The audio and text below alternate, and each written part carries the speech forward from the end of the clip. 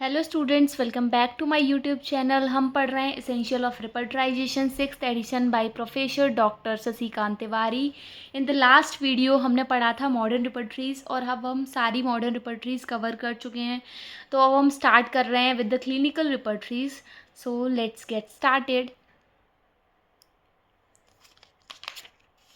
तो clinical repertories कौन सी रिपर्टरीज होती हैं? क्लिनिकल रिपर्टरीज वो रिपर्टरीज होती हैं जिनमें clinical symptoms, clinical conditions present होती है, या फिर हम कह सकते हैं जिनमें जो क्लिनिकल रूब्रिक्स कंटेन करती हैं उनको हम क्लिनिकल रिपर्टरीज कहते हैं।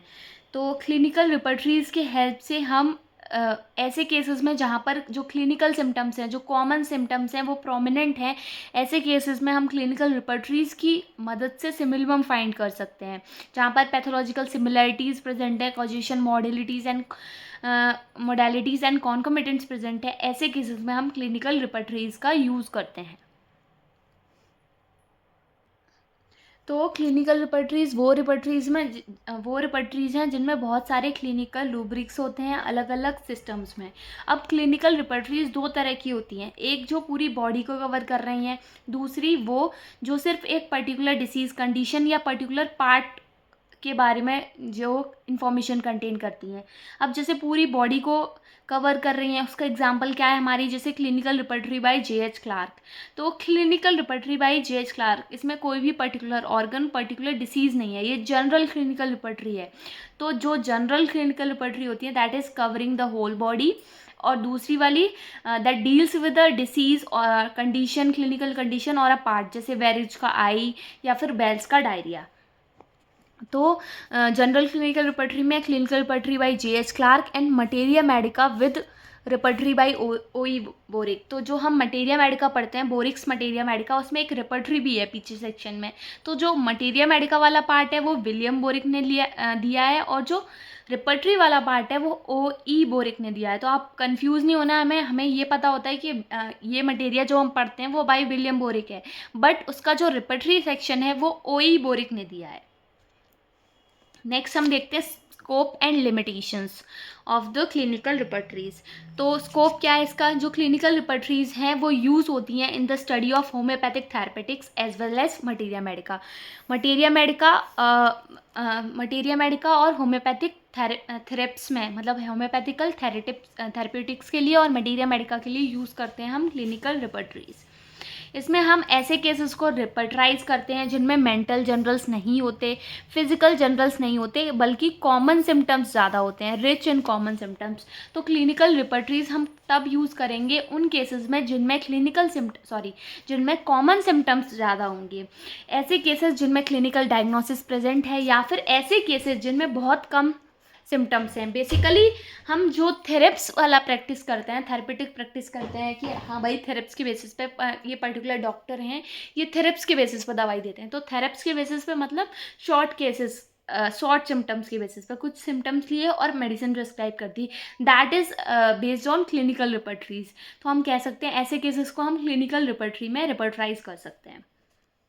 They use as a quick reference book at the bed side के लिए एक क्विक रेफरेंस बुक है कि हाँ भाई पर्टिकुलर सिम्टम्स, 4 सिम्टम्स डाले और हमें पता चल गया ये पर्टिकुलर मेडिसिन देनी है, तो that is reference book. Clinical repertories contain some rubric which are not found in other general repertories. Clinical repertories में ऐसे रूब्रिक्स भी होते हैं जो जनरल रिपर्टरीज में नहीं प्रेजेंट होते।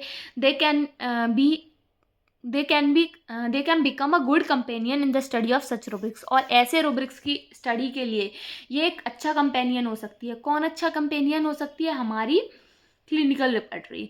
Clinical repertory help us to find out the most appropriate palliative medicine in curable cases. तो ऐसे केसेस जो इनक्योरेबल हैं उसमें हम क्लिनिकल रिपर्टरी की हेल्प से पैलिएटिव मेडिसिन प्रिस्क्राइब कर सकते हैं, जैसे कैंसर के केसेस हैं या फिर सिरोसिस का केस है, मतलब जो क्योर नहीं हो सकते, अब उस स्टेज पे पहुंच गए जहाँ पर वो क्योर नहीं हो सकते, तो अब हमें क्या करना है? अब हमें पेशेंट को पैलिएट करना है, अब हमें उसे रिलीफ देना है।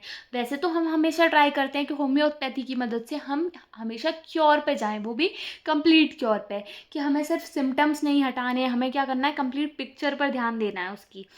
तो हमें सिर्फ पर्टिकुलर सिम्टम नहीं हटाना है, हमें उसकी कंप्लीट पिक्चर सुधारनी है, उसके फिजिकल जनरल्स, उसके मेंटल जनरल्स एट्सेट्रा। तो जब ऐसे केसेस पे पहुंच गए हम जो इनक्योरेबल हैं, वहाँ पर हम पैलिएशन करते हैं। तो किसकी हेल्प से? क्लिनिकल रिपर्टरीज की हेल्प से। Regional repertory help in finding out the simillimum in a specific clinical condition. अब जो रीजनल रिपर्टरी है, जैसे पर्टिकुलर रीजन के लिए है, जैसे बैरेज का आई, तो अब हमें आई का अगर कोई स्पेसिफिक क्लिनिकल कंडीशन के बारे में देखना है तो हम बैरेज आई में जाकर देख सकते हैं, या फिर मिंटन्स यूट्रस है, मॉर्गन्स यूरिनरी ब्लैडर है, तो वो हेल्प करते हैं पर्टिकुलर क्लिनिकल कंडीशन को समझने में, उसकी सिमिलम फाइंड करने में। इसके लिमिटेशंस क्या हैं? जो क्लिनिकल रिपर्टरीज हैं वो बेस्ड है नोसोलॉजिकल टर्म्स पे और क्लिनिकल सिम्टम्स पे, which are the result of clinical observation. तो जो नोसोलॉजिकल टर्म्स हैं, मतलब जो डिसीज़ वाले जो टर्म्स हैं, पर्टिकुलर पैथोलॉजिकल टर्म्स, या फिर जो क्लिनिकल सिम्टम्स हैं, वो कहाँ से आए? हमने क्लिनिकली पेशेंट को ऑब्जर्व किया और रिपोर्टरी बना दी, तो वो क्लिनिकल ऑब्जर्वेशन से आए हैं।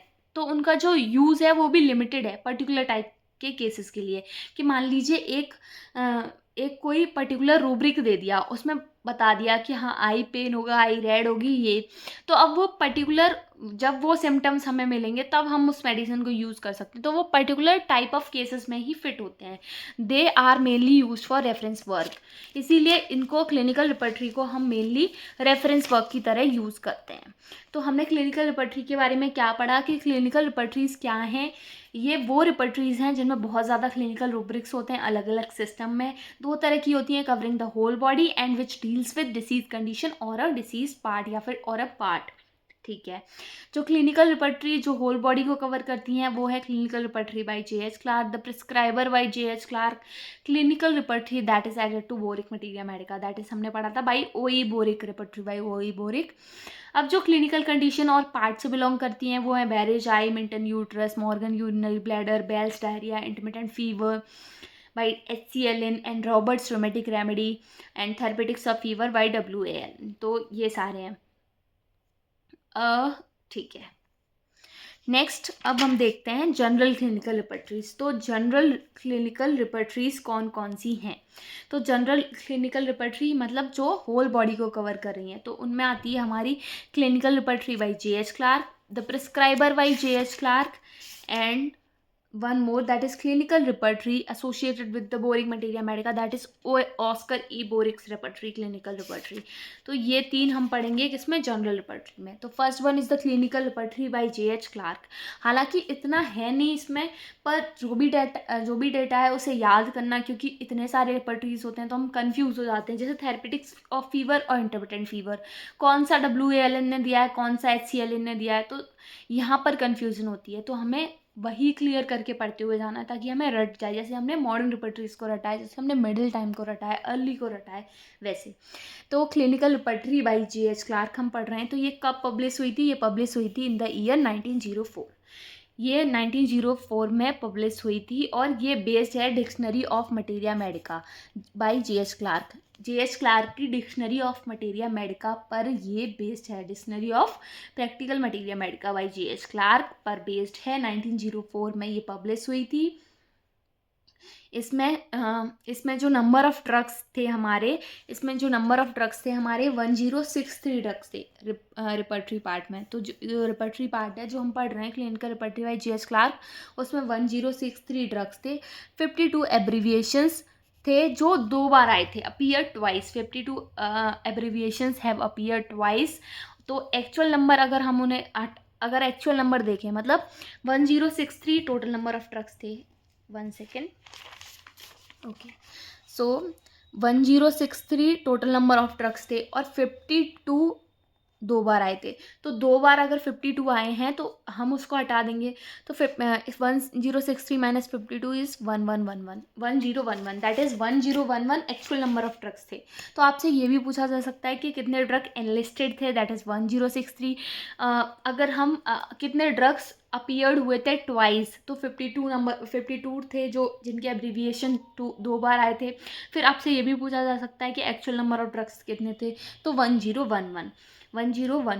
तो ये लास्ट में जो 1 नंबर है ना वो बहुत इजी है, वो हमने बहुत बार याद किया है। जैसे हमने 2171 याद किया था कंप्लीट रिपर्टरी में, 1171 बेल्स डायरिया में। अब हम याद कर रहे हैं 1011 that is in the clinical repertory by G.H. Clarke, और 52 थे वो ट्वाइस आए थे, तो उन्हें ऐड करके हम निकाल सकते हैं 1063। तो आप या तो 1063 याद कर लीजिए और 52 याद कर लीजिए, या आप 1011 और 52 याद कर लीजिए, थर्ड आपका ऑटोमेटिकली याद हो जाएगा। ठीक है, उसके अलावा इसमें डिफरेंट सेक्शंस थे, जैसे कॉजेशन, टेम्परामेंट, रिलेशनशिप, जो यूनिक फीचर्स थे इस रिपर्टरी का, मतलब अलग अलग सेक्शन बनाए हुए थे। एब्रीविएशंस जो यूज़ किए गए थे वो सिपर रिपर्टरी से लिए थे। साइफर्स रिपर्टरी, साइफर्स रिपर्टरी कौन से ईयर में आई थी, आप लोग कमेंट सेक्शन में बताइए if you know, otherwise in the next video I will tell you and also the trick to learn the ciphers repertory year. Okay, तो साइफर रिपर्टरी हमारा एब्रीविएशन जो यूज़ हुए थे वो largely from the cipher repertory. The letter X is use to indicate acid, जो भी acid थे उन्हें इंडिकेट करने के लिए यहाँ पर एक्स यूज़ होता था। अब सपोज कैसे, तो जैसे नाइट्रिक एसिड है तो यूजुअली हम लिखते हैं नाइट्रिक एसिड, या एब्रीविएटेड फॉर्म में लिख रहे हैं, पर यहाँ पर क्या यूज़ होता था, nitric x. Oxalic acid, oxalic acid, तो ऑक्जेलिक एसिड की जगह ऑक्जेलिक एक्स, तो लेटर एक्स यूज़ होता था किसके लिए, एसिड के लिए, जो एब्रीविएशन था वो एक्स था, तो nitric x would be mean nitricum एसिडम। ठीक है, प्लान एंड कंस्ट्रक्शन देख लेते हैं इसका एक बार। हाँ, तो इसका प्लान एंड कंस्ट्रक्शन क्या था, इसमें 5 मेन चैप्टर्स थे। जो रिपर्टरी थी इसमें 5 मेन चैप्टर्स थे। कौन कौन से, क्लिनिकल रिपर्टरी, नाम से इंडिकेट हो रहा है, फर्स्ट चैप्टर है क्लिनिकल रिपर्टरी। अब क्लिनिकल रिपर्टरी है तो क्लिनिकल कंडीशन उसमें होगी। कंडीशन में सबसे पहले हम क्या देखते हैं, तो हम देखते हैं कारण, ये बीमारी हुई तो हम पूछते हैं, अच्छा कोई हमारे पास पेट दर्द लेकर आया सपोज, तो हम उससे पूछेंगे क्या, कैसे हो रहा है ये पेट दर्द, क्या खाया था, कॉज क्या है इसका। तो सबसे पहले क्लिनिकल रिपर्टरी आ गया, then repertory of causation, what is the cause. फिर उसके बाद हम पेशेंट का सब कुछ देख लेते हैं, temperament, disposition, constitution and state. तो repertory of temperament, disposition, constitution and states. फिर उसके बाद हम देखते हैं क्लिनिकल रिलेशनशिप, उसके बाद नेचुरल रिलेशनशिप। तो क्लिनिकल और नेचुरल, अब हम कंफ्यूज हो जाएंगे इसमें कि क्लिनिकल पहले आएगा या नेचुरल पहले आएगा, तो अल्फ़ाबेटिकली चलेंगे, तो सी फॉर क्लिनिकल, तो क्लिनिकल पहले आएगा, नेचुरल बाद में आएगा। ऊपर भी क्लिनिकल पहले आ रहा था, वहाँ से भी रिलेट कर सकते हैं। तो 5 चैप्टर थे, clinical repertory, repertory of causation, repertory of temperament, disposition, constitution and states, repertory of clinical relationship, repertory of natural relationships. Rubrics इसमें अल्फ़ाबेटिकली अरेंज हुए थे, 5 पार्ट्स में अल्फ़ाबेटिकल ऑर्डर था, इसीलिए इसे हम अल्फ़ाबेटिकल क्लिनिकल रिपर्टरी कहते हैं। तो अगर आपसे पूछा भी जाता है कि अल्फ़ाबेटिकल क्लिनिकल रिपर्टरी कौन सी है, तो हम किसको बोलेंगे, the clinical repertory by G.H. Clarke. उसके अलावा एक और क्वेश्चन है जिसका आंसर आप लोग ढूंढ के आइएगा, कल बताइएगा, who is the father of clinical repertory, father of clinical repertory कौन है। ओके, नेक्स्ट रिपर्टरी है हमारी the prescriber by G.H. Clarke, the prescriber by G.H. Clarke. तो जो द प्रिस्क्राइबर जो है, हाँ सॉरी एक चीज़ और रह गई, टाइपोग्राफी, मतलब जो हम पढ़ रहे थे अभी तक, ग्रेडेशन। तो यहाँ पर जो clinical repertory by G.H. Clark है, इसमें 2 तरह की टाइपोग्राफी यूज़ हुई है, that is italics and ordinary Roman, that is IR। और italics mean the medicine has also appeared in the prescriber. Italics में वो मेडिसिन यूज़ की गई हैं जो प्रिस्क्राइबर में भी प्रेजेंट है। तो हम यहाँ से ये भी याद कर सकते हैं कि जो, या फिर हम ये भी कह सकते हैं कि जितनी भी जनरल रिपर्टरी हैं उनमें सेम टाइपोग्राफी है, that is IR, italic and roman, italic and roman. Next repertory है the prescriber by G.H. Clarke. Again the prescriber हमने पढ़ा, clinical repertory by G.H. Clark किस पे बेस्ड थी, उसका जो सोर्स था वो क्या था, तो उसका सोर्स था डिक्शनरी ऑफ मटेरिया मेडिका। और मटेरिया ये किसने दिया था, ये भी सेम ऑथर थे इसके, G.H. क्लार्क। अब हमने G.H. क्लार्क की 3 किताबें पढ़ ली, that is clinical repertory by G.H. Clarke, dictionary of materia medica by G.H. Clarke and the prescriber by G.H. Clarke. ठीक है, तो जो प्रिस्क्राइबर है इसकी इंडिविजुअली कोई ईयर नहीं दी है इसमें, SK तिवारी में तो नहीं दी है। अगर आप लोगों को पता हो तो कमेंट सेक्शन में बताइए, ये मेरी नॉलेज में भी एक इन्फॉर्मेशन ऐड हो जाएगी कि हाँ भाई द प्रिस्क्राइबर की ईयर है। तो the prescriber by G.H. Clarke. Initial day of practice में जब होम्योपैथी में डॉक्टर G.H. क्लार्क को डिफ़िकल्टी होती थी सिमिलमम देखने में, मटेरिया मेडिका की नॉलेज पे केवल, तो वो क्या करते थे, तो वो क्लिनिकल इंडेक्स को रेफ़र करते थे, क्लिनिकल इंडेक्स ऑफ डॉक्टर रडक्स, जिसको जिसका नाम था वेड मैकम के नाम से जाना जाता था, क्लिनिकल इंडेक्स ऑफ डॉक्टर रडक, अगर पॉसिबल हो तो आप याद कर लीजिएगा, उसको रेफ़र करते थे। पर उनको कुछ रेफ़र करते वक्त उनको कुछ उसमें लिमिटेशंस दिखती थी, कुछ कमियां दिखती थी। तो उन्होंने क्या किया, उन्होंने उन कमियों को सुधार कर एक नया कंपाइलेशन बनाया जिसको बोला the prescriber. In the compilation and edition of the prescriber the role of, इसमें किस किस डॉक्टर का रोल है, तो डॉक्टर E.A. नीटबाय और T.L. Miller Neatby, E.A. Neatby and T Miller Neatby, जो कि ऑथर हैं a manual of topical disease and hygiene of missionaries. तो ये इंपॉर्टेंट नहीं है इतना, बस आपको इतना याद रखना है कि क्लिनिकल इंडेक्स ऑफ डॉक्टर रडक्स, जिसको बोला गया वेड मैकम, और उसको रेफर कौन करते थे, द प्रिस्क्राइबर वाले जो ऑथर हैं दैट इज J.H. क्लार्क, और जो प्रिस्क्राइबर है वो किसने दी है, तो नीटबाय ने और मिलर ने। हालांकि दोनों ही नीटबाय हैं, तो मिलर डॉक्टर E.A. नीटबाय और T.M. नीटबाय, मिलर भी नहीं तो T.M. E.A. T.M. ईट से भी याद रख सकते हैं आप, टी इतना तो आपको याद हो जाएगा, तो ईट E.A.T. E.A. नीटबाय और T मिलर नीटबाय। मिलर अगर आपको याद हो जाता है तो आप ईट से याद रख सकते हैं, ईट से याद रख सकते हैं, that is E.A.T. E.A. Neatby और T मिलर नीटबाय, ठीक है, ओके। और इनकी बुक का नाम क्या था, a manual of tropical disease and hygienes for missionaries, a manual of tropical disease and hygienes for missionaries, ठीक है, ठीक है। Very appreciable doctor W.H. Knight, the literally executor of late doctor Leopold Salzer of Calcutta also supplied some information which was, मतलब जो W.J. Knight हैं इन्होंने कुछ statement भी दिए इनिशियल ऑफ द रेपर्टरी, आपने देखा होगा, हमने पढ़ा था। तो W.J. नाइट हैं the literally executor of late doctor Leopold Salzer of Calcutta, उन्होंने भी इस बुक में कुछ योगदान दिया, कुछ इन्फॉर्मेशन डाली है।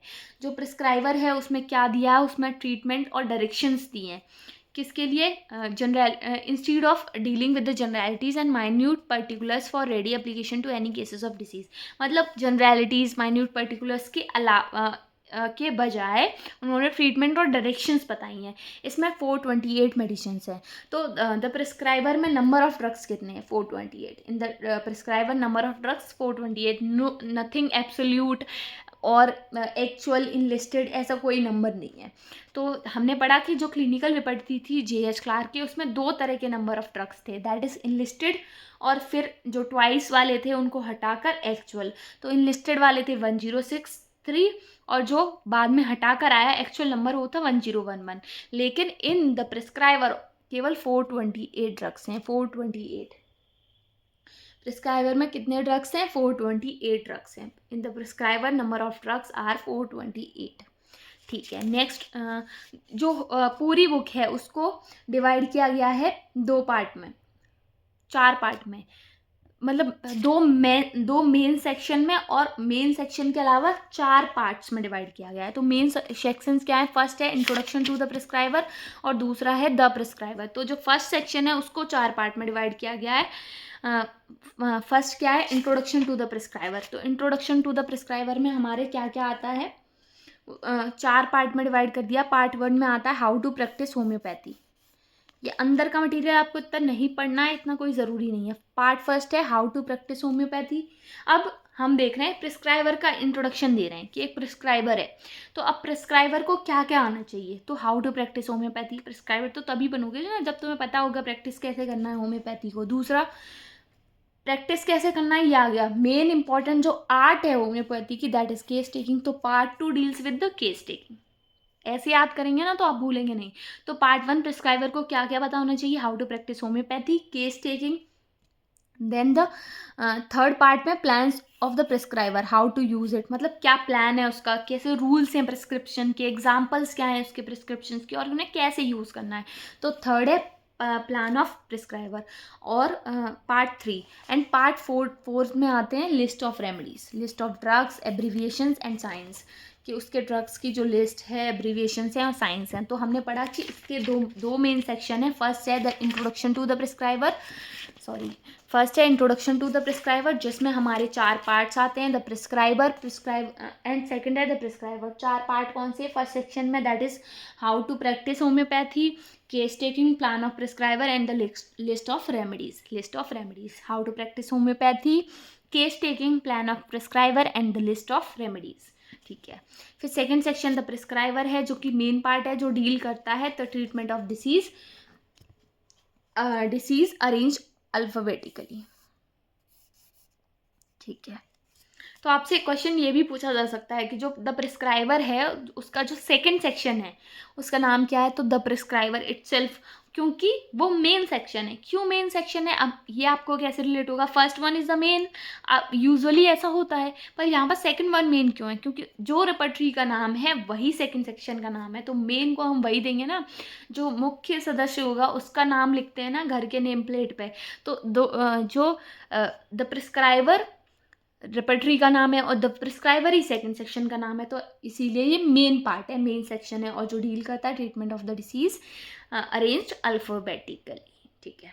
तो हमने द प्रिस्क्राइबर के बारे में क्या पढ़ा? द प्रिस्क्राइबर दिया है बाई G.H. क्लार्क, 428 ड्रग्स हैं इसमें। ग्रेडेशन इसका IR हमने पढ़ा, सारी जनरल रेपर्टरी का एक ही ग्रेडेशन है, that is italic and roman, ordinary roman we can say that.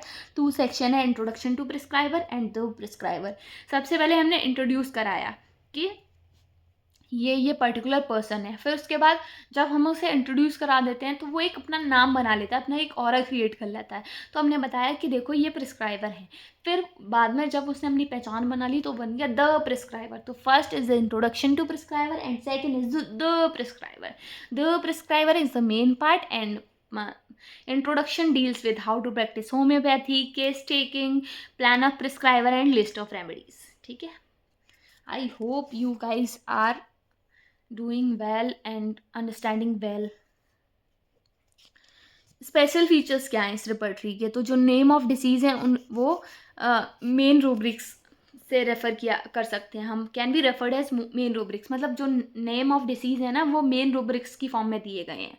जो मोस्ट कॉमनली इंडिकेटेड मेडिसिन है वो मेंशन की गई हैं उनकी डोजेस के साथ और रेपिटेशन शेड्यूल के साथ। मतलब प्रिस्क्राइब कैसे करना है पूरा दे दिया भाई। रूब्रिक्स जैसे diet, constitution, chronic disease help करती हैं फिजिशियन को expedite the recovery of the patient. जो क्लिनिकल रूब्रिक्स हैं वो यूजुअली बिगेन होते हैं लिटिल डिस्क्रिप्शन से, क्लिनिकल कंडीशन के, नेम्स ऑफ मेडिसिन उसको फॉलो करते हैं, इंडिकेशंस दिए हैं, अरेंजमेंट बहुत यूजफुल है प्रैक्टिशनर के लिए, और एक एलेबोरेट रेपर्टरी दी है टूथेक पे। तो इम्पॉर्टेंट यही है सिर्फ कि इसमें एक एलेबोरेट रेपर्टरी दे दी, अलग से रेपर्टरी दे दी एक एलेबोरेट फॉर्म में टूथेक के ऊपर द प्रिस्क्राइबर में। ठीक है।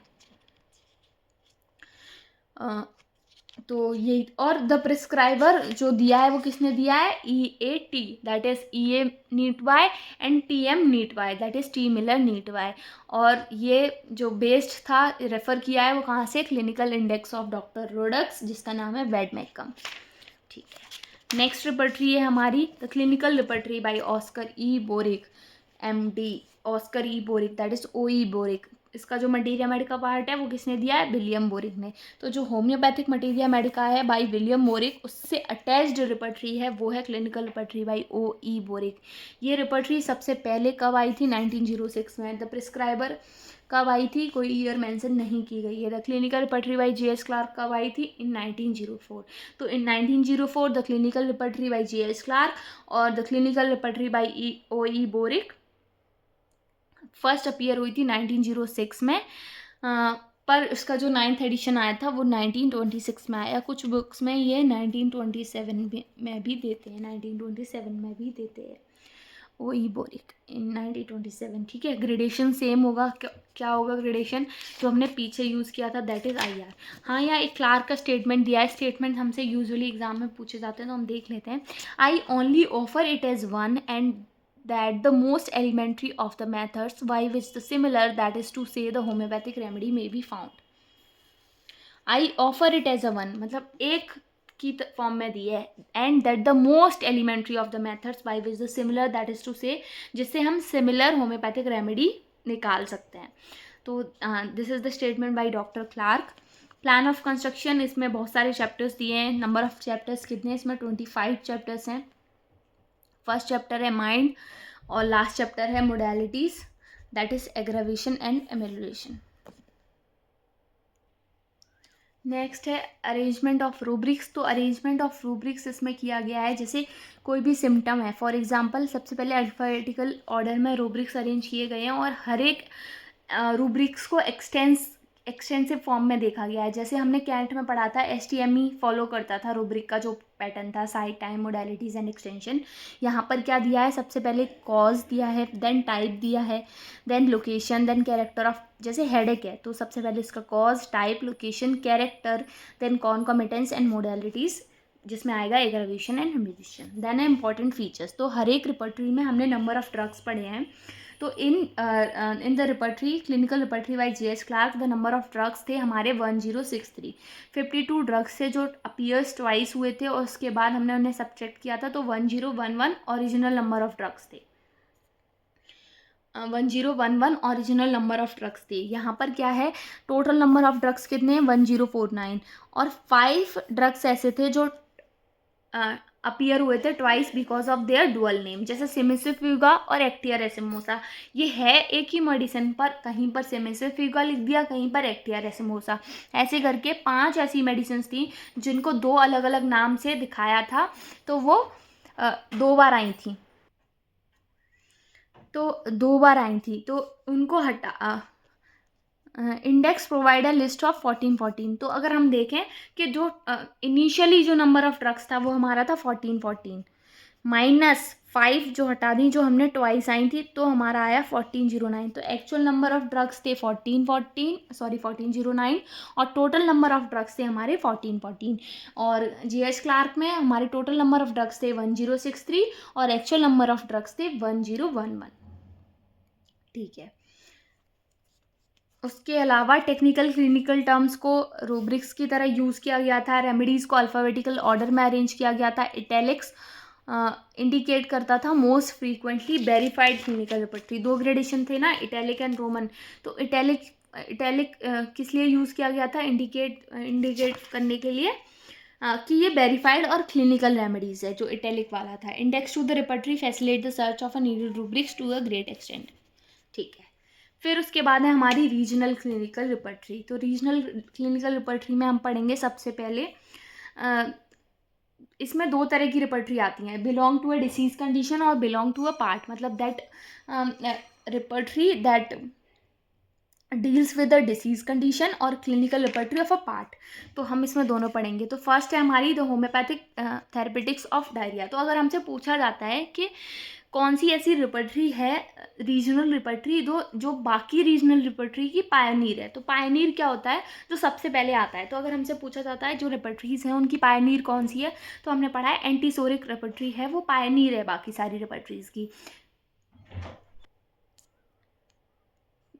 तो बेल्स डायरिया का पूरा नाम है the homeopathic therapeutics of diarrhoea by James B Bell, that is Bell's diarrhoea. तो बेल्स डायरिया आई थी हमारी इन द ईयर 1869.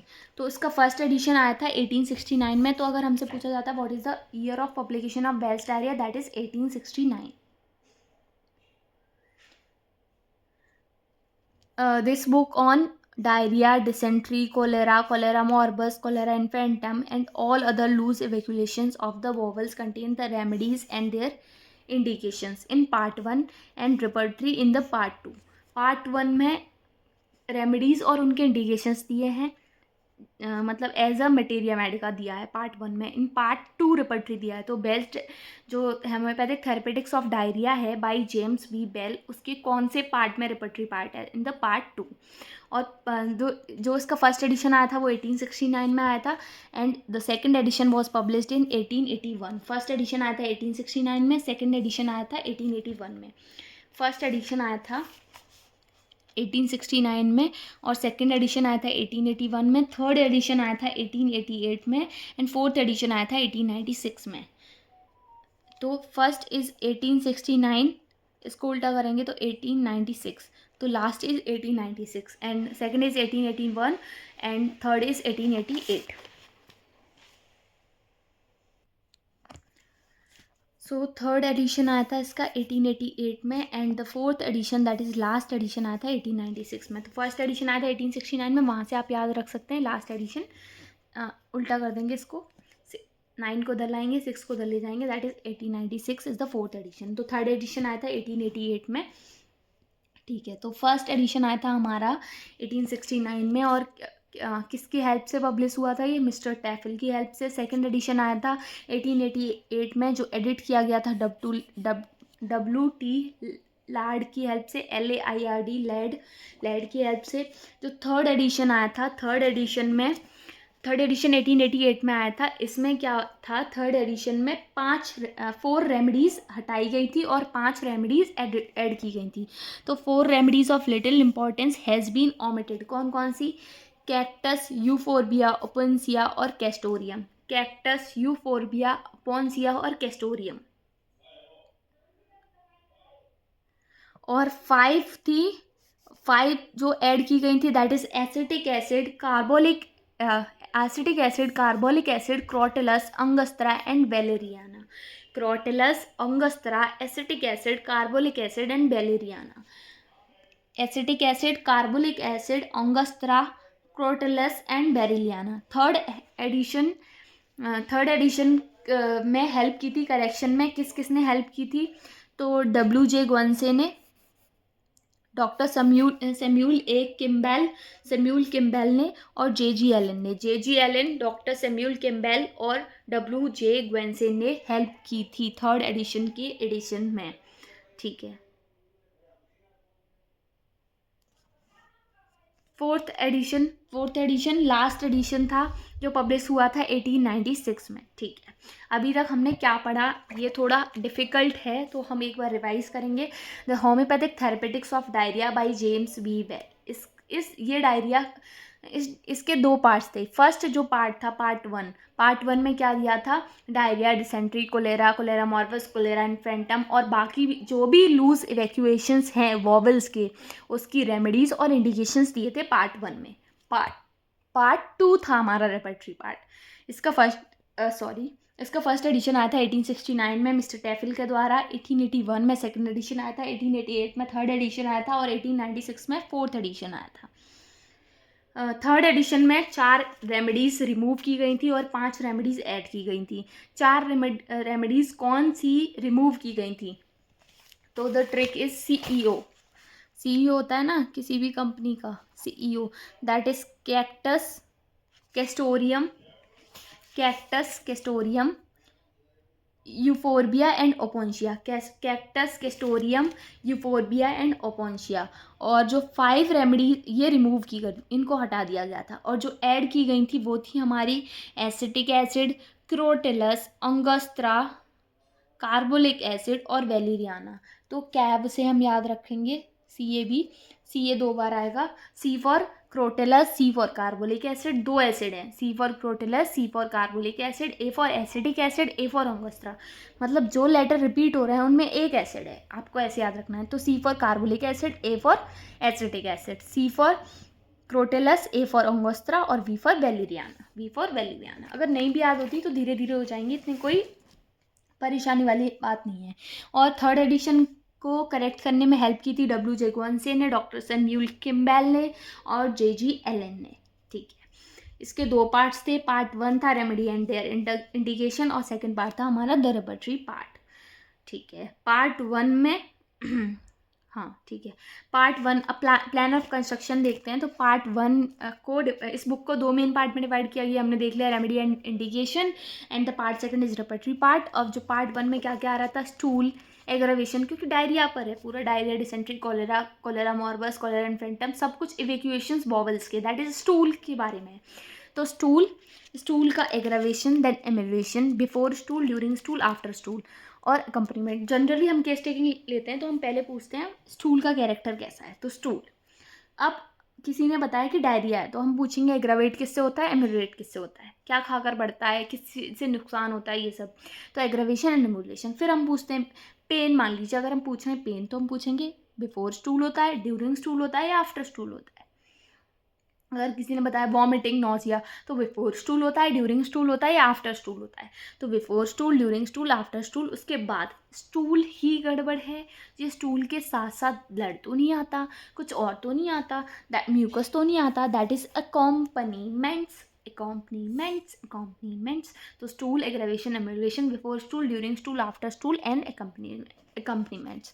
जो लास्ट पैराग्राफ था, under which each medicine contain valuable information, और पार्ट सेकंड रेपर्टरी पार्ट था, ये हमने देखा, जिसमें बहुत सारे सेक्शन थे, जैसे pathological names, character of stool, condition of stool, accompaniments, before, during, after, और जनरल अकम्पनीमेंट की सर में कोई सिम्टम, आँख में, नाक में, गले में, मुंह में, चेहरे पे, eructation, nausea, vomiting, stomach, abdomen, anus, urine, sexual organ, रिजेक्स, ये सब, स्लीप, फीवर, स्किन, ये सब रेमेडीज यूज़ की गई थी। अब हमने पढ़ा जो भी जनरल रिपर्टरीज थी सब में एक ही ग्रेडेशन था, that is IR, that is italic and Roman.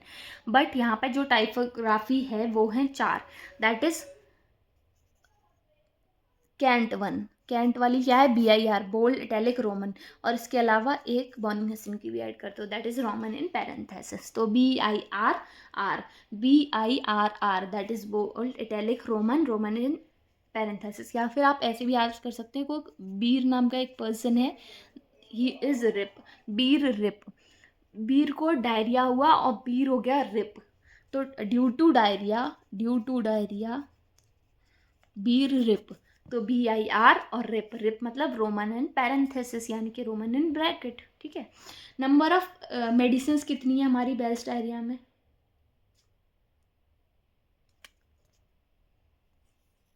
141. Oh, sorry. In the starting of lecture, I told you that 1171 is the number of medicines in the Bell's diarrhea, but that is actually wrong. 117 in the Barrage. So if in one of the video I told you, if it was correct, then it is okay. If it was wrong, then please correct. That Barrage is 1171, not Bell's diarrhea. By mistake हो सकता है कि मैंने किसी में barrage आई की जगह bells diarrhoea बता दिया हो, तो अगर बेल्स डायरिया बताया तो आप लोग करेक्ट कर लेना उसको, 1171 इन द बैरेज आई, not in the Bell's diarrhoea. Okay. Bell's diarrhoea में हमारी 141 है, 1 लास्ट में 1 यहाँ भी है, 141। अब 141 हमारी बेल्स डायरिया में, एक रिपर्टरी में 1414 है, दैट इज अभी हमने पढ़ी है, that is Oscar E boric की जो रेपर्टरी है, clinical repertory by OE boric, तो उसमें 1414 टोटल नंबर हैं और एक्चुअल नंबर 1409 है, 5 हटा दिए थे। ठीक है। फिर इसके बाद हमारी नेक्स्ट रेपर्टरी आती है बैरेज आई, जिसके बारे में हम बात कर रहे थे, the number of drugs here are in 1171। तो complete repertory to the homoeopathic materia medica on diseases of eye, इसका पूरा नाम है complete repertory to the homoeopathic materia medica on diseases of eye, complete repertory to the homoeopathic materia medica on diseases of eye by Berridge. ठीक है। तो ये regional repertory कब publish हुई थी? 1873 में। रीजनल पायोनीर कौन है? पायोनीर हमने पढ़ा था ना, बेल्स डायरिया, तो ये पायोनीर है। Here it was given, this is a pioneering work in the field of clinical regional repertory. तो पायोनीर कौन है? हमारा बेल्स डायरिया है। ठीक है। Complete repertory of homoeopathic materia medica on disease of eye was published in April 1873। तो 1873 याद रखना है हमें। अब यहाँ से हम एक और रिपर्टरी का ईयर याद रख सकते हैं, एक सेकेंड। तो 1873 में आई हमारी बैरेज की आई, और 1883 में जस्ट आफ्टर 10 ईयर्स हमारा आ गया मिंटन का यूट्रस। तो BMW कहते हैं ना, तो BEMU, तो दैट इज बैरेज आई, और MU Minton uterus. 1873 and 1883, 1873 and 1883। Okay. 1873 में हमारी एक और रिपर्टरी आई थी जो WJ गुएंसे ने दी थी, उसका नाम क्या है आप लोग मुझे बताइएगा इन द कमेंट सेक्शन। ठीक है। बाकी आगे तो मैं आपको सारी रिपर्टरीज बताऊंगी ही खुद से। तो इन 1873 हमारी आई थी बैरेज आई, इन 1883 हमारी आई थी मिंटन यूट्रस। ठीक है। इस रिपर्टरी का जो मेन सोर्स था, जो इम्पोर्टेंट सोर्स था, वो था हमारे डॉक्टर हैरिंग की मटेरिया मेडिका, डॉक्टर हैरिंग्स की Hering guiding of repertory of Hering guiding symptoms by Constantine Hering. इसका पूरा नाम था complete repertory to the homoeopathic bacteria medica on diseases of the eyes, ये हम देख चुके हैं, ठीक है। उसके अलावा जो इसमें इम्पोर्टेंट है वो है इसमें टाइपोग्राफी। 5 टाइप की टाइपोग्राफी यूज़ की हमने, पीछे देखा था 4 टाइप की यूज़ की गई थी बेल्स डायरिया में, यहाँ पर 5 टाइप की यूज़ की गई है। कौन कौन से 5 type? That is italic, italic capital, plain capital, italic, Roman, Roman in parenthesis. तो यहाँ पे वहाँ पे BIRR था, तो यहाँ पर बी की जगह ICPC आ गया, ICPCIRR, that is Roman in parenthesis. तो ICPC italic and roman, that is IR, and Roman bracketed, मतलब जो ब्रैकेटेड वाला रोमन है उसमें डाउटफुल सिम्टम्स को रखा गया था ब्रैकेटेड रोमन लगाकर, ठीक है। Roman bracket should not be considered for repertory, ठीक है। तो last one that is bracketed type should not be considered for repertorisation, repertorisation के लिए कंसिडर नहीं करते क्योंकि वो डाउटफुल वाला सेक्शन है, डाउटफुल सेक्शन है, ठीक है। उसके अलावा ICPC इसके मेन है, IC is italic capital and PC is plain capital. तो ICPCIRR, IR roman in parenthesis, that is either in roman और roman in parenthesis in the repertory part, ठीक है। प्लान एंड कंस्ट्रक्शन देखें तो 2 section में इसको divide किया गया है। सेक्शन 1 में सिम्टम्स आते हैं, सेक्शन 2 में कंडीशंस आती हैं। सेक्शन 1 में सिम्टम्स आते हैं, सेक्शन 2 में कंडीशन आती हैं। कंडीशंस में क्या आएगा? एग्रावेशन और एमेलियोरेशन।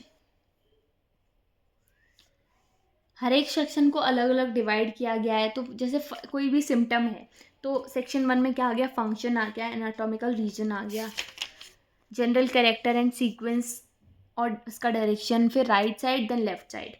फिर सेक्शन 2 में क्या आ जाता है हमारा? Condition, that is aggravation and amelioration. तो सेक्शन 2 में तो कंडीशंस आ गई, that is aggravation and amelioration. Section 1 में क्या आ रहा है?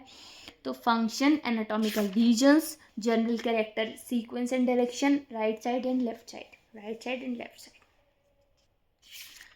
लास्ट में इसके अपेंडिक्स सेक्शन भी दिया है। बस index for symptoms and condition are given separately towards the end, दोनों के लिए, सिम्टम्स के लिए फर्स्ट सेक्शन के लिए और सेकंड सेक्शन कंडीशन के लिए, दोनों के लिए सेपरेट इंडेक्स दिया है लास्ट में। 3 ग्रेट रूल्स हैं इसके। क्या?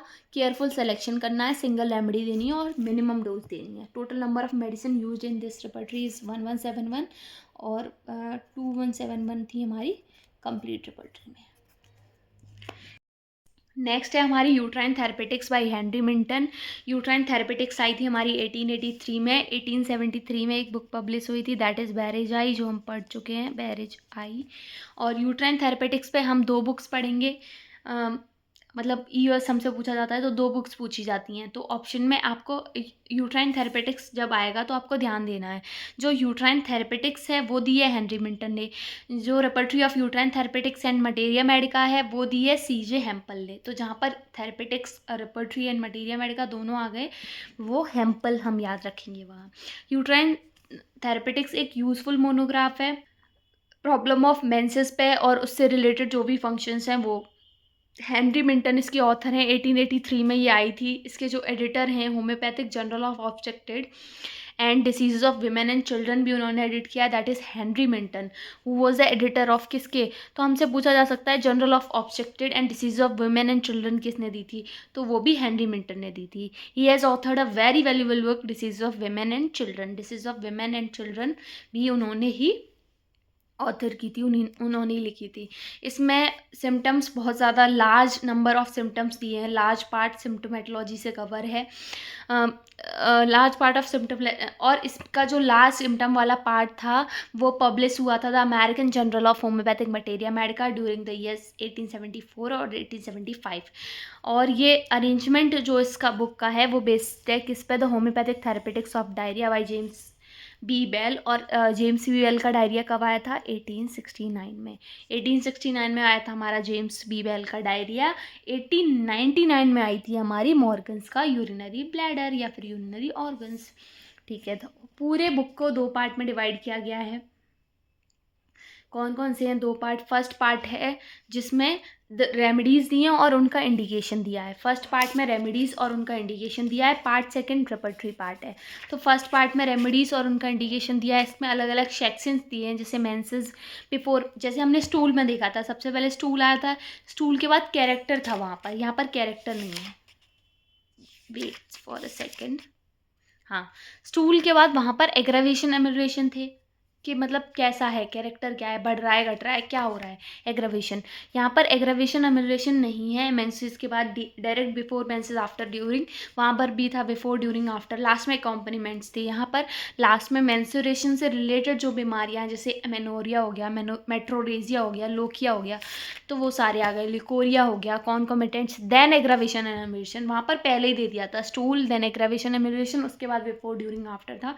यहाँ पहले बिफोर, ड्यूरिंग, आफ्टर है, उसके बाद डिसीजेस दे दिए हैं, मतलब जो भी कंप्लेंट्स हैं, उसके बाद concomitants, then modalities, that is aggravation and amelioration. Last paragraph under each remedy deals with the constitution and adaptability of the remedy. जो लास्ट पैरा है उसमें कॉन्स्टिट्यूशन बताया और अडेप्टेबिलिटी बताई है, ठीक है। रूब्रिक्स को अल्फ़ाबेटिकली, मेडिसिन को अल्फ़ाबेटिकली अरेंज किया है। पार्ट सेकंड में रेपर्टरी पार्ट आ जाता है, तो मेंस्ट्रुएशन, एमेनोरिया, अबॉर्शन, अलग अलग जो कंडीशंस हैं, लोकिया, लिकोरिया, फिर उनका जैसे हमने पढ़ा कि उनका क्या कैरेक्टर वगैरह, कॉन्कोमिटेंट्स, लास्ट में एग्रावेशन एमिलेशन। तो जैसे मेंसेस के बारे में टाइम, कैरेक्टर दे दिया, बिफोर, ड्यूरिंग, आफ्टर मेंस्ट्रुएशन क्या है, फिर एमेनोरिया तो cause and concomitant, cause, character, mental condition क्या होगी, मेट्रोरेजिया, कैरेक्टर्स, कॉन्कोमिटेंट्स, मतलब सारा उसका जो डिटेल्स है वो दे रखी है इसमें।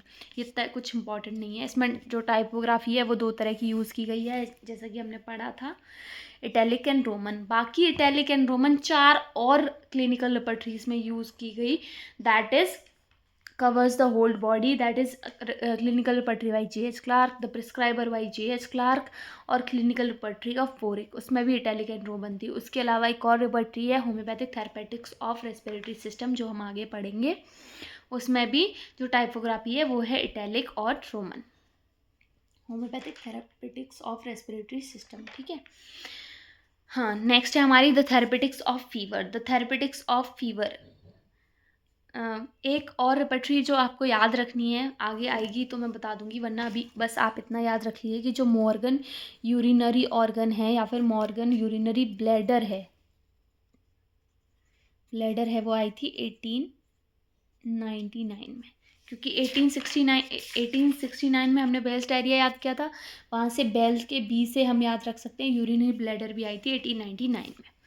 नेक्स्ट है हमारी the therapeutics of fever. The therapeutics of fever किसने दी है? HCl ने दी है। अब दोनों में कंफ्यूज होता है कि थेरेपेटिक्स ऑफ फीवर और द इंटरमिटेंट फीवर किसने दी है।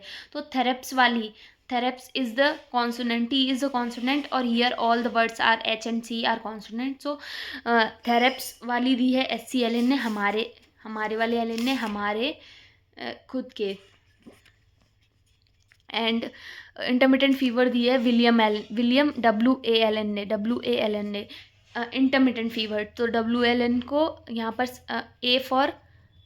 A is the vowel, I is the vowel, तो A इंटरमिटेंट फीवर दी है। या फिर आप वाई से भी याद रख सकते हैं, Y इज़ विलियम ALN और I is intermittent fever, by WAI, not BYE, by. और HCT इज SCLN और T for therapeutics of fevers, ठीक है। इंट्रोडक्शन, ये बुक कब पब्लिश हुई थी? जो थेरेपेटिक्स ऑफ फीवर है वो 1879 में हुई थी। अब 1869 में हमारी आई थी, यही नोट कर लेंगे ताकि हमें याद रहे, 1869 में आई थी हमारी बेल्स डायरिया, 1879 में आई है हमारी थेरेपेटिक्स ऑफ फीवर, और 1899 में आई है हमारी मॉर्गन यूरिनरी ऑर्गन या फिर यूरिनरी ब्लैडर। अब 1989 में जो आएगी वो हम यहाँ नोट कर लेंगे। तो 1969 में आई है हमारी बेल्स डायरिया, 1979 में आई है थेरेपेटिक्स ऑफ फीवर, 1999 में आई है Morgan urinary bladders, urinary bladder, urinary organs, you can say anything, okay, ठीक है। फिलोसफिकल कॉन्सेप्ट क्या है इसका? फिलोसफिकल कॉन्सेप्ट इसका क्या है? हियर आर सम स्टेटमेंट्स जो देख लेते हैं, क्योंकि स्टेटमेंट जनरली हमसे पूछे जाते हैं.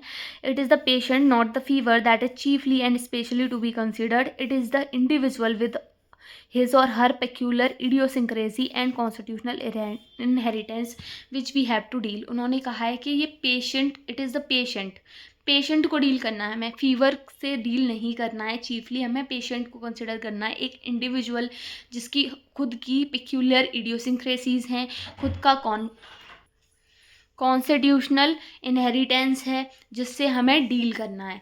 नेक्स्ट स्टेटमेंट है the family history is much more suggestive of the curative remedy than the rapid pulse high temperature should be carefully studied. कि उन्होंने बताया कि फीवर के केसेस में भी फैमिली हिस्ट्री से ज़्यादा हमें रेमेडी के बारे में पता चल जाता है, रेदर देन रैपिड पल्स या हाई टेम्परेचर से अगर हम जितना पता लगाएंगे रेमेडी उसके कंपैरिजन में. क्योंकि फीवर में तो हाई टेम्परेचर कॉमन है, पल्स रैपिड कॉमन है, बहुत सारी मेडिसिन ऐसी होंगी जिनमें रैपिड पल्स होगा. मान लीजिए 10 फीवर की मेडिसिन हैं, तो आउट ऑफ 10 5 ऐसी होंगी जिनमें स्लो होगा, 4 ऐसी होंगी जिनमें रैपिड होगा, 1-2 ऐसी होंगी जिनमें इंटरमिटेंट होगा. तो ये तो चीज़ कॉमन है, पर ये तो डिसीज़ का सिम्टम है, पर फैमिली हिस्ट्री ज़्यादा सजेस्ट करती है. तो उन्होंने भी यही कहा. किसने कहा? ये सब HCLN ने कहा. ठीक है, हमें याद रखना है. फिर उसके बाद प्लान एंड कंस्ट्रक्शन. तो प्लान एंड कंस्ट्रक्शन में हम देखते हैं सेक्शन 1 जो बताया है. सेक्शन 1 में क्या है, जो ऑथर्स के जो टॉपिक्स हैं उनको हाईलाइट किया है, जैसे the cause, the malarial theory, the psoric diathesis, similia is never failing guide, examination of patient, the genus epidemicus, when to administer the remedy, the similmum analysis of case, the potency, characteristic, the clinical cases, typhoid, typhus, continued fevers, the amnesis, the name, its use and abuse, the true cause of typhoid, the tendency to relapse. मतलब all the topics जो हो सकते हैं वो. Section 2 में medicine के साथ deal किया, जैसे कैरेक्टरिस्टिक क्या है उस हिसाब से, aggravation, amelioration, type, relation, time, cause, chill, heat, sweat, ये सब. और जो सेक्शन 3 है वो हमारा रेपर्टरी पार्ट है. तो मेन इंपॉर्टेंट हमारा रेपर्टरी पार्ट है. तो आपसे पूछा जा सकता है the therapeutics of fever bye HCLN, उसके कौन सा section is the repertory section. तो 3 सेक्शन है, प्रिंसिपल सेक्शन, इंडिकेशन सेक्शन और रेपर्टरी सेक्शन. तो रेपर्टरी सेक्शन कौन सा है? हमारा 3rd. तो इसके 3 सेक्शन है, यहीं देख लेते हैं हम. 3 सेक्शन है इसके. First one is principal section, second one is indication section, और third one is our repertory section हमारा 3rd वन है. ठीक है, उसके बाद 3 ग्रेड्स यूज़ किए गए हैं, दैट इज़ BIR. और किस में यूज़ किए गए? थेरेपेटिक्स ऑफ फीवर्स के अलावा BIR और किस में यूज़ किया गया है? तो BIR यूज़ किया गया है हमारी कैंट रेपर्टरी में. और बेल्स डायरिया में क्या यूज़ किया गया है? BIRR. तो ये सेम हमारा कैंट रेपर्टरी में हमने यूज़ किया है बोल्ड, इटैलिक, रोमन. और बेल्स डायरिया में हमने यूज़ किया है bold, italic, roman and roman in parenthesis. ठीक है, हमें सब कंटिन्यू लेकर चलना है. नेक्स्ट रेपर्टरी है हमारी repertory of symptoms of intermittent fever. Intermittent fever का पूरा नाम क्या है? The repertory of symptoms of intermittent fever. और ये आई थी हमारी 1882 में by WALN. A is wobble, I is wobble, या फिर हम कर सकते हैं Y by WAI by. At Flushing, New York. कहाँ पर आई थी? न्यूयॉर्क में, एट फ्लसिंग. ठीक है, इसमें 133 मेडिसिन हैं. इसमें 133 मेडिसिन है. ओ, नंबर ऑफ ड्रग्स नहीं देखे हमने इसमें. थेरेपेटिक्स ऑफ फीवर में हमारे नंबर ऑफ ड्रग्स कितने हैं? थेरेपेटिक्स ऑफ फीवर में हमारे नंबर ऑफ ड्रग्स हैं 147 नंबर ऑफ ड्रग्स हैं. सेकेंड पार्ट हमारा इंडिकेशन पार्ट है ना, जहाँ पे रेमेडीज़ दी हैं. It deals with the medicine under the following heads. तो कितनी मेडिसिन है? 147. तो सेकेंड सेक्शन में मेडिसिन दी हैं, दैट इज़ 147 ड्रग्स हैं हमारे. किसमें? थेरेपेटिक्स ऑफ फीवर में. थेरेपेटिक्स ऑफ फीवर में हमारे 147 ड्रग्स हैं. ओके, 147 ड्रग्स हैं थेरेपेटिक्स ऑफ फीवर में. अब इसको याद करने की एक ट्रिक बता सकती हूँ मैं आपको, अगर आप अच्छी लगे तो आप फॉलो कर सकते हैं, अदरवाइज़ कोई दिक्कत नहीं है. तो हमने पढ़ा था कि जो कॉन्कॉर्डेंस सेक्शन होता है, कॉन्कॉर्डेंस सेक्शन 2 बुक में हमने पढ़ा था, BTPV में और BBCR में. कॉन्कॉर्डेंस that is relationship of remedies. तो BTPV में थे 141 ड्रग्स और BBCR में थे 125 ड्रग्स. 141 और 125. तो 141 BTPV में थे, B for BTPV, B for दोनों ही बी से हैं, तो ये एंड कर रही है हमारी बी से, दैट इज़ बेल्स डायरिया। तो बेल्स डायरिया में हमारे जो नंबर ऑफ ड्रग्स थे वो 141 ही थे। बेल्स डायरिया में जो नंबर ऑफ ड्रग्स थे वो 141 ही थे। बेल्स डायरिया से एंड कर रही है, तो वहाँ से हम याद रख सकते हैं कि बेल्स डायरिया 141। उसके अलावा अब हम पढ़ रहे हैं थेरेपेटिक्स ऑफ फीवर। जो हमने पढ़ा है थेरेपेटिक्स ऑफ फीवर में 147 ड्रग्स हैं, तो जो कि BTPV के क्लोज हैं। थेरेपेटिक्स ऑफ फीवर में जो नंबर ऑफ ड्रग्स हैं, क्योंकि इसमें टी आता है, यहाँ पर टी आ रहा है, तो हमें टी से याद रखना है, T for therapeutics of fever, और इसके बहुत ही नियरेस्ट नंबर ऑफ ड्रग्स हैं, दैट इज़ 147। फिर दूसरी अब हम पढ़ेंगे इंटरमिटेंट फीवर। इंटरमिटेंट फीवर जब ये थेरेपेटिक्स हो गई तो BBCR को हम इंटरमिटेंट फीवर से कर सकते हैं, या फिर आप डायरेक्ट भी याद रख सकते हैं। तो उसमें नंबर ऑफ ड्रग्स हैं हमारे इंटरमिटेंट फीवर में 133, ये थेरेपेटिक्स ऑफ फीवर है। ये इंटरमिटेंट फीवर में 133 ड्रग्स, ठीक है। इंटरमिटेंट फीवर में 133 ड्रग्स, BTPV में कितने थे 141, तो 141 हमारे बेल्स डायरिया में है और 147 है हमारे थेरेपेटिक्स ऑफ फीवर में। तो intermittent fever the repertory of symptoms of intermittent fever by WA Allen कब आई थी? 1882 में। इसमें 133 मेडिसिन हैं, न्यूयॉर्क एट फ्लसिंग ये पब्लिश हुई थी, ठीक है। उसके अलावा जो इसमें इम्पॉर्टेंट है वो है ग्रेडेशन। तो हमने दोनों फीवर का ग्रेडेशन सेम है। हमने यहाँ पर ग्रेडेशन पढ़ा था 3, 2, 1 बोल्ड, इटैलिक, रोमन। तो सेम ग्रेडेशन यहाँ पर यूज़ हुआ है, that is bold, italic and roman, that is BIR। दोनों में ग्रेडेशन सेम है। तो BIR हमारा कैंट में है, BIR हमारा थेरेपेटिक्स ऑफ फीवर में है, BIR हमारा इंटरमिटेंट फीवर में है।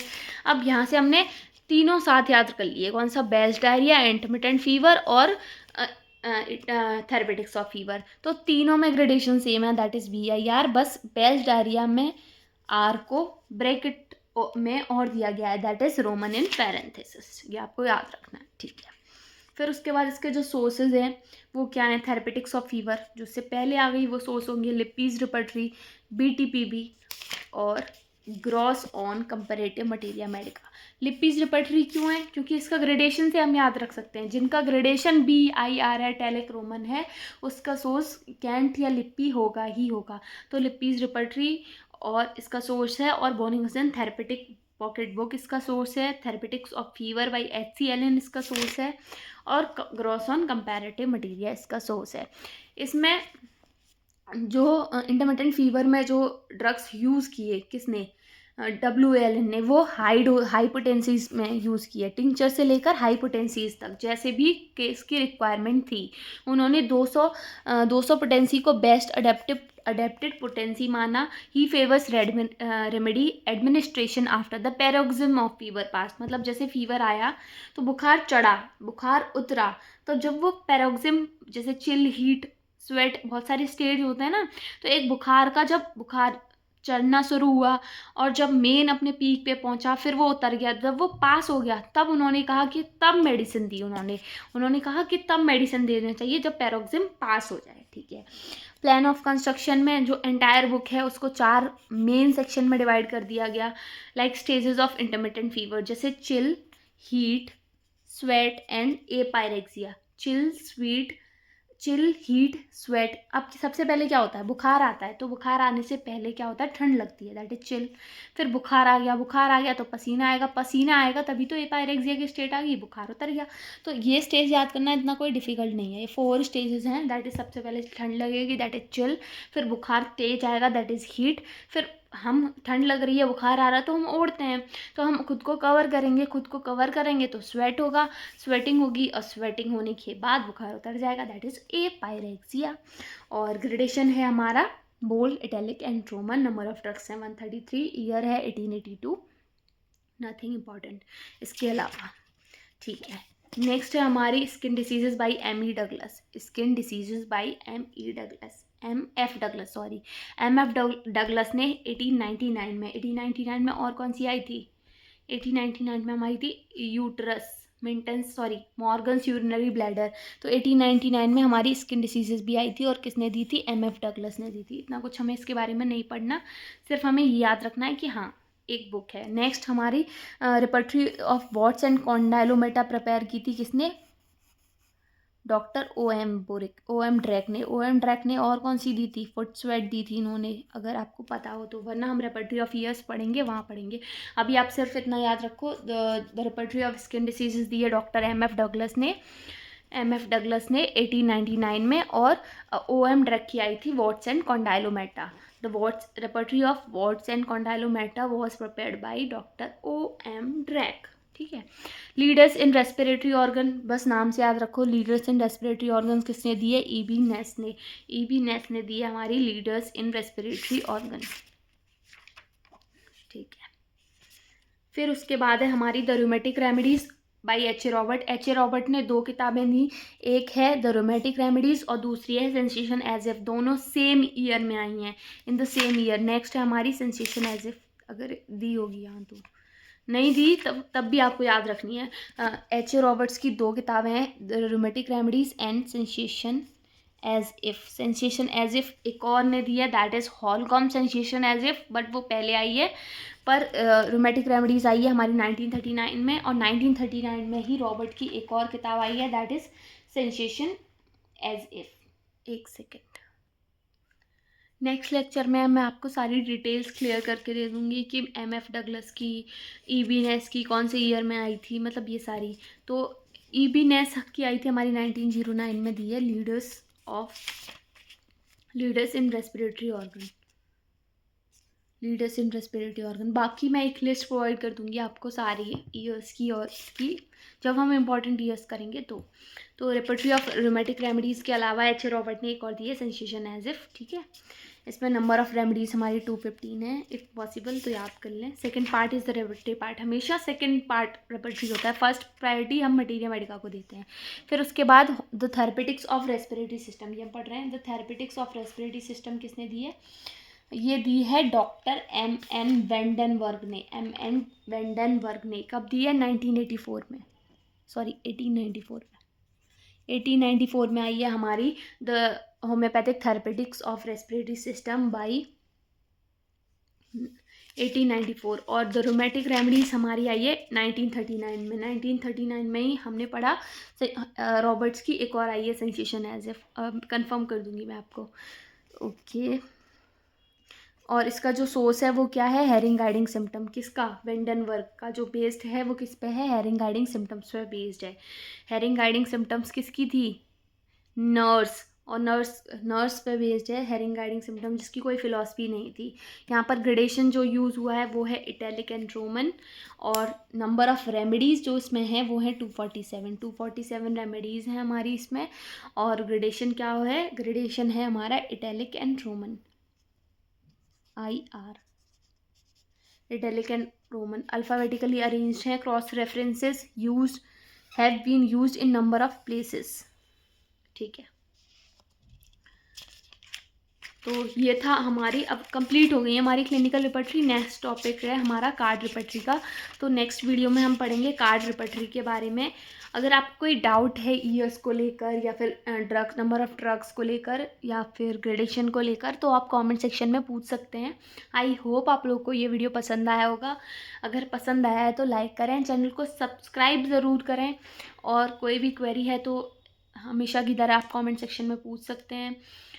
बाकी अगर आपको किसी और टॉपिक पे वीडियो चाहिए रिपर्टरी के, तो आप कमेंट सेक्शन में मुझे बता सकते हैं। Thank you for watching.